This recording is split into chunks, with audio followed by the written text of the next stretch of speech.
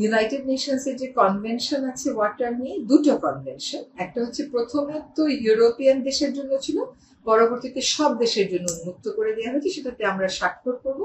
এর ফলে অভিন্ন জলরাশির পানি ভাগাভাগি, পানি ব্যবস্থাপনার ক্ষেত্রে আমাদের সক্ষমতা বৃদ্ধি পাবে, আমরা আমাদের কনসার্ন গুলো আন্তর্জাতিক পরিমণ্ডলে তুলে ধরতে পারবো।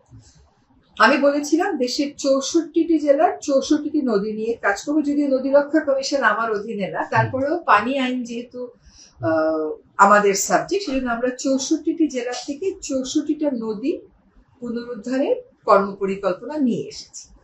সময় কম, সেজন্য 13টা নদীকে প্রাধিকার ভিত্তিতে আমরা গ্রহণ করেছি। 13টির মধ্যে অলরেডি 4টার জন্য আমাদের প্রকল্প অনুমোদিত হয়ে গেছে। এগুলো হচ্ছে শ্যামা সুন্দরী, আর বাংলাদেশের 3টি দূষিত নদী, একটা হারিধোয়া, একটা লবণদহ, আরেকটা হচ্ছে আমাদের সুতা।